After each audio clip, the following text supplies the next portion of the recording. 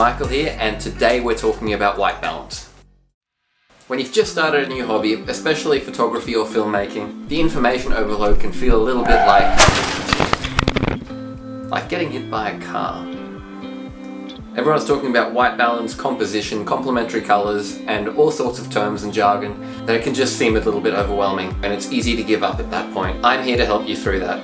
Have you ever taken a photo or video indoors and everything looks yellow or orange and you don't know why? Then you go outside and everything looks normal even though you haven't changed any settings in your camera. Well, to answer that, we need to understand color temperatures first, and then we can move on to white balance. Every light source has a temperature and it's measured in Kelvin, from 1000 Kelvin to 10,000 Kelvin. On this scale, warmer colors like reds and oranges are at the bottom of the scale, and cool colors like blue are at the top. So a burning candle sits at about 1900 K, the midday sun is at about 5500 K, and a clear blue sky, not including the sun, is at the top of the scale at about 10,000 K. Even interior lights have a temperature on this scale that's usually written on the packaging or on the light globe itself. Our eyes naturally adjust for our lighting situation. So if a blue tinted light hits a white wall, we still perceive it as white, and if a yellow tinted light hits a white wall, we also still see it as white. This is our eyes naturally adjusting to our environment, or our natural white balance. Unfortunately, our cameras aren't eyes, so they don't do this naturally.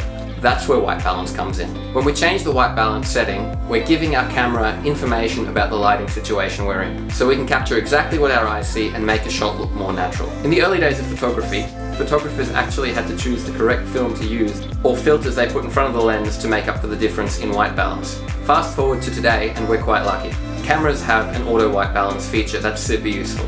It looks at your image, and if the colors are too warm, it'll balance it out using cooler tones and vice versa. I recommend keeping this set to auto for most situations, especially if you're shooting outdoors where the light continuously changes. Like shooting outside in direct sunlight, you might move to a shady area where an occasional cloud might roll in front of the sun, changing the temperature of the light. The only time I'd recommend changing your white balance setting away from auto is if you're shooting in controlled lighting conditions, like using flashes for example.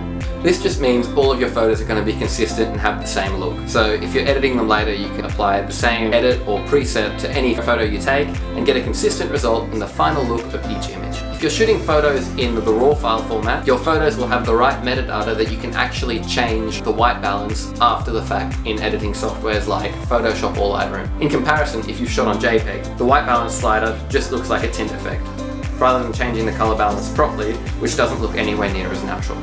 If you like this video, you should watch this video next because there's an amazing hidden technique and there's a lightsaber involved. See you all next time.